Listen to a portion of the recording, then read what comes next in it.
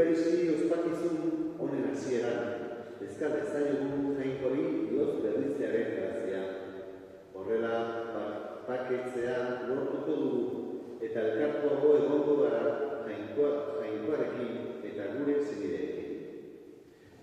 Jesus ona, gu kondenatzera ez, baizik salbatzera etorri zarela.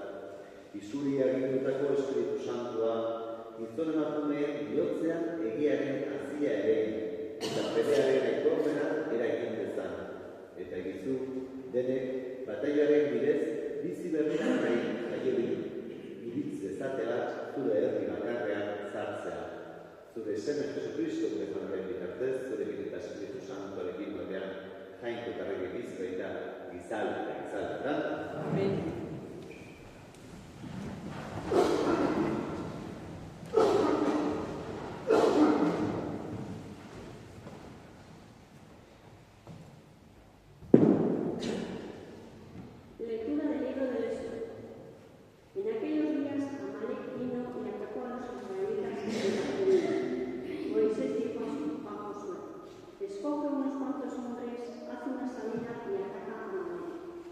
Mañana yo estaré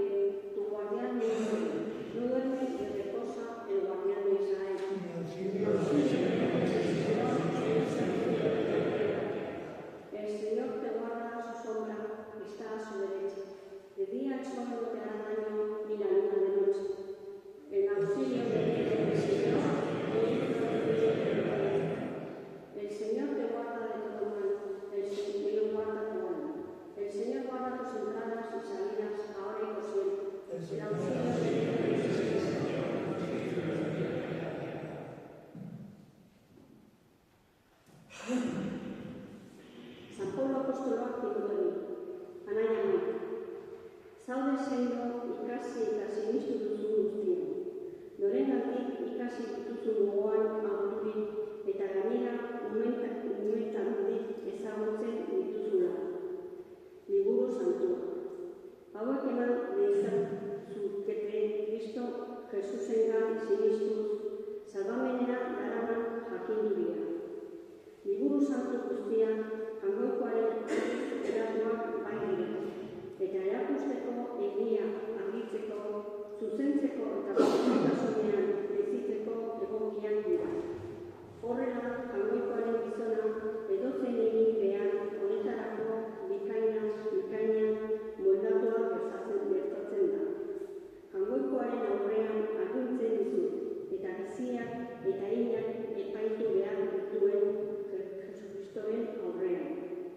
Honen etorrera eta erregezalatik. Zabal ezazu hitza. Ekin egoki denean eta ez denean gogor egin.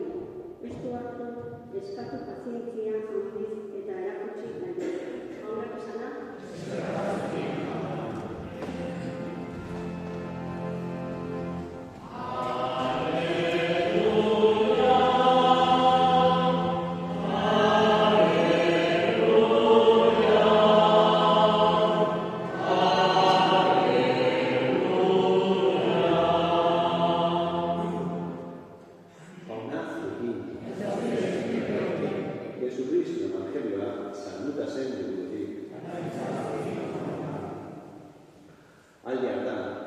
Jesusek parabola hau esan zien bere ikasleei, beti dokuez egin behar dela, eta ez dela etxi behar adierazi zuen. Bazenean batean epaile bat, ez zuen, ez jainkoaren beldurrek, ez gizonen begirunerik. Herri hartan bertan bazen alargun bat ere, eta joaten zizaion esanez. Eganizu zuzenbide nire etxaiaren aurka. Eta luzanoan ez zion kasorik egin nahi izan. Baina gero, onera esan zuen berekiko. Ez dut, ez jangoikoaren beldurek, ez gizonen begirunerik, baina alarguna aspergarri zain, eta egingo dio zuzenbide azkenean begi ondoko bat eman, ez deizadan. Eta jonakala esan zuen gainera. Begira zer dioen epaile horrek, eta jangoikoak ez aldien zuzenbide egin, gau eta egun ondoitzean han izizazkion bere aukeratu behi. Zuzapena emango aldie, aranik ezanean. Berango gabe egingo die zuzenbide, baina gizonaren semeak datorrenean, aurkituko ote du horrelako sinismenik lurrean. Jaunak esan.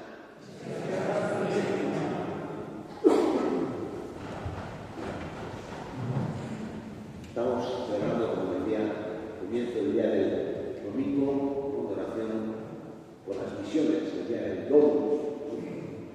Y de alguna manera, pues, caen muy bien estas lecturas de hoy, 2019, porque uno se pregunta, ¿encontrará, cuando vuelva el Hijo del Hombre, encontrará esta fe en la tierra? Bueno, pues, ¿qué es lo que se llama a vivir la Iglesia? Pues eso. ¿Por qué existe un misionero? ¿Por qué existe la Iglesia? Para ayudar en todo tiempo y lugar, pues ayudar a la fe, llevar a todos los pueblos la luz, la alegría, la buena noticia, la esperanza, ¿no?, de la resurrección de Jesucristo, que la muerte ha sido vencida, que los cielos han sido abiertos para nosotros, que hay esperanza para la humanidad, que nos espera el cielo. Y la buena noticia es que la fe, no solamente de una manera intelectual, como un conjunto de ideas, de doctrinas, sino como una transformación, una fuerza transformadora de la vida personal y de la vida social de las naciones, pues quiere alcanzar la vida de fe. Y el Señor pues, nos dice también muy claro, ¿no?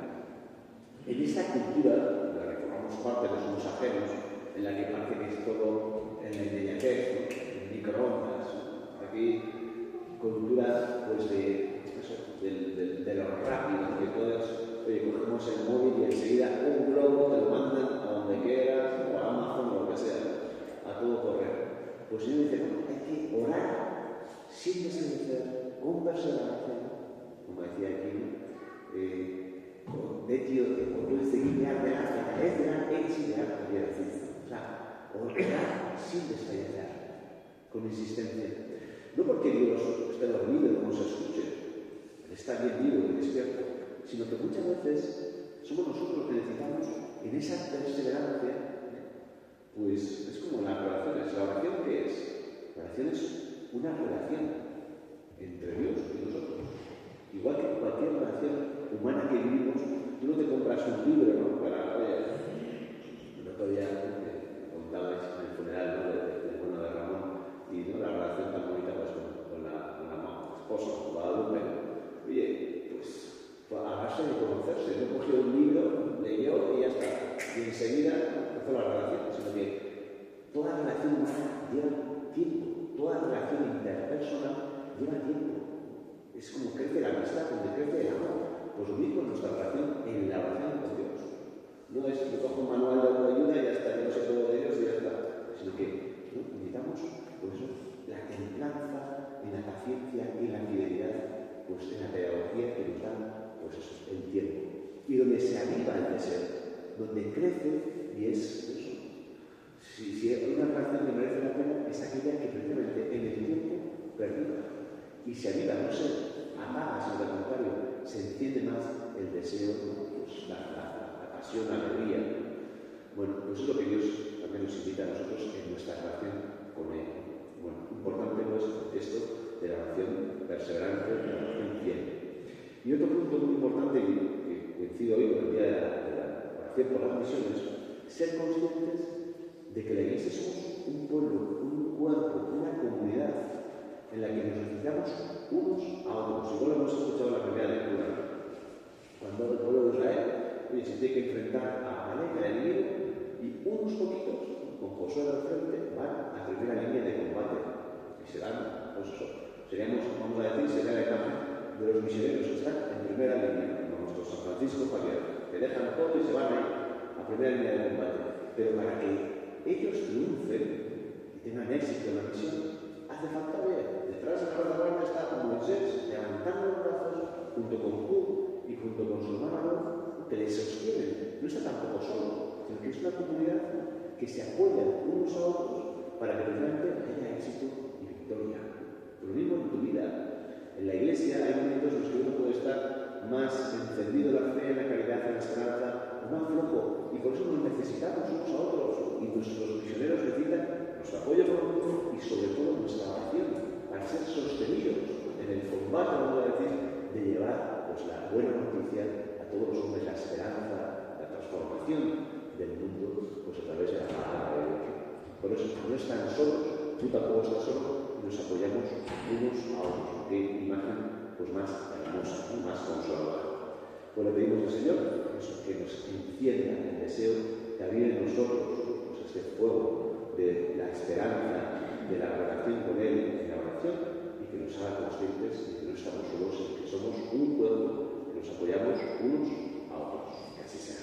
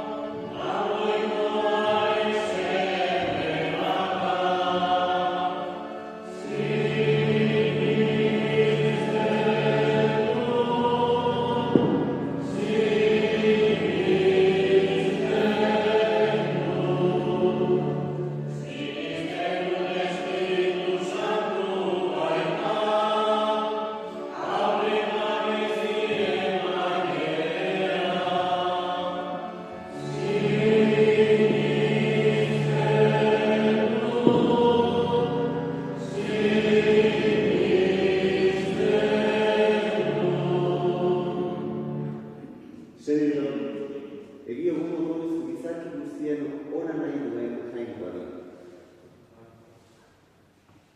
Jaunak fededunen bihotza sutu izan, berri ona zabalduz gizaki guztien salbamena eta poza bilatzeko. Ez da diezaio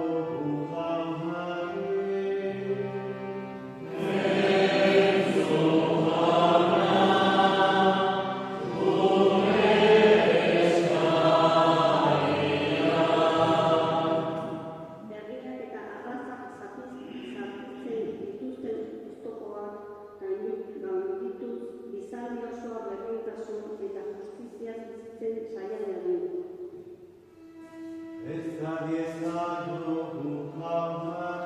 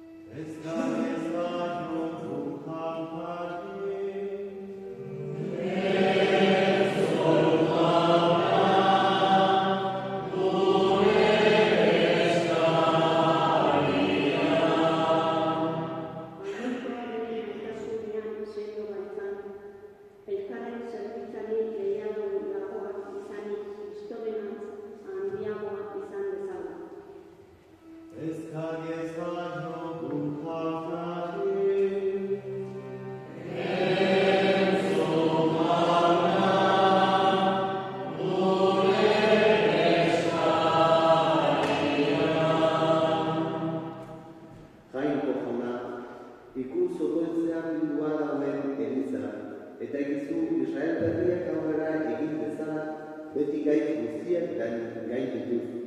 Zure zain bizi direnen alde egingo duzu ordua iritsi artean. Jesukristu gure jonaren bitartez.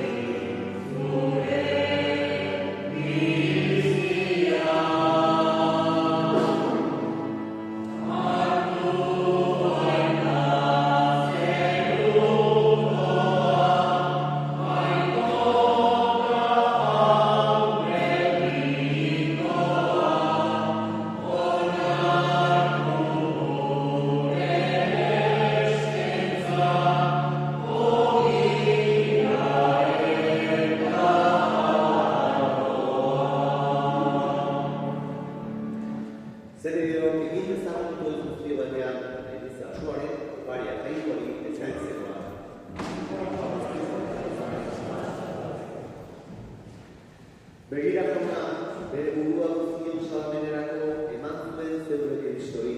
Egizu, eguzki alde batetik besteraino, zure izenak horrek bezatela erre guztietan, eta zuri jaun handi horri eskaini ezazutela oparitarki alde guztietan. Jesukristu ekonaren bitartez.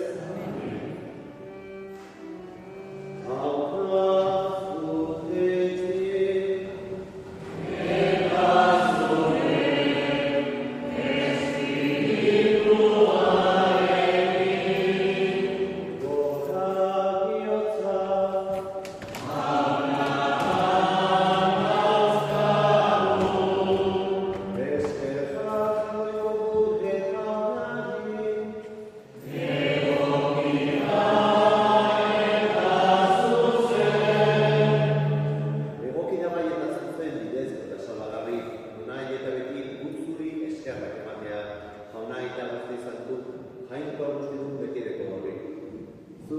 bakoitzari eta nori bere orduan ematen duzu dagokiona, eta zure elizan iragarriro zaintzen duzu eta zuzentzen. Zuk beti biharduzu, Espiritu Santuaren bitarrez, elizare laguntzen, uste ona beti zuban jaberik, eskualdian gabe otoiz egin diezazu, eta pozaldian eskerrak eman, Jesu Kristu Bejonaren bitartez. Horregatik, hain taldekin batean horrezen zain dugu, poz ez beterik kantatzen dugula.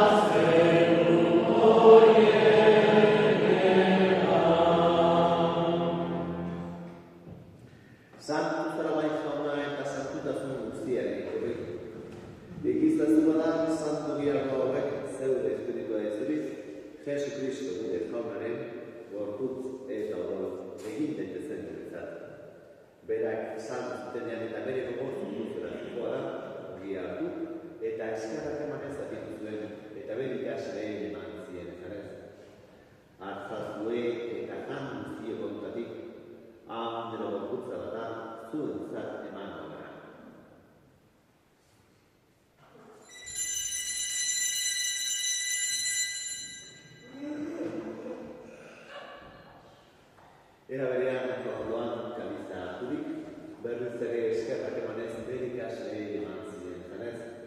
Artzazue eta eran guztio kontatik, hau neurolaren kaliza data, itun berri eta mitikoaren odela, zuentzat eta zorentzat pekatuak balkatzeko isuriko dena. Egizulea nire oroi berri.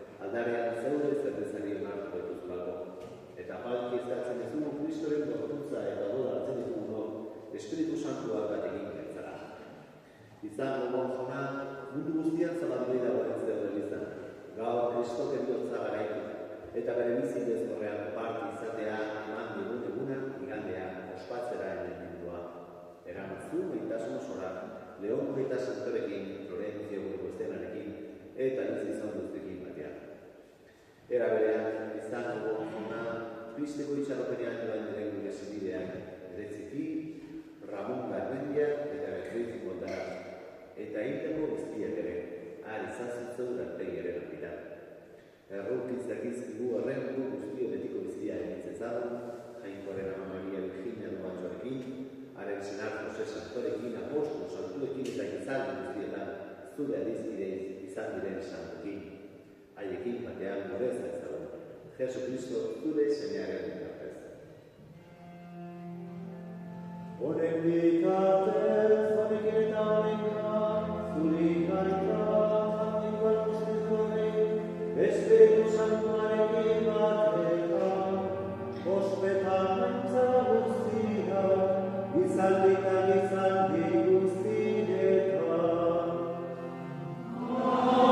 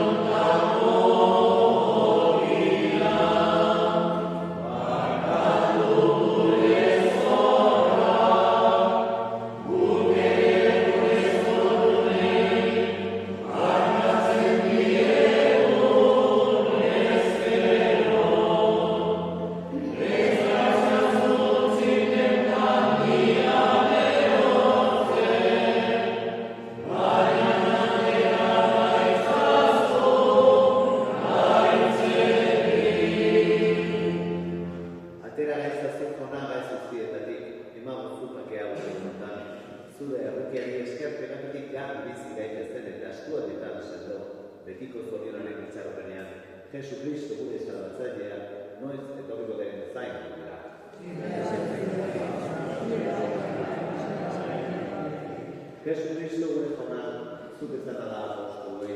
Bakea uzten ez duen dure bakea ematen. Begira zer dut ezaren senizunari eta ez dut bekatuen. Eta zure gogoa den bezala. Emaioz dut ezaren bakea bat matazuna, erregiritzen bezala izan. Da?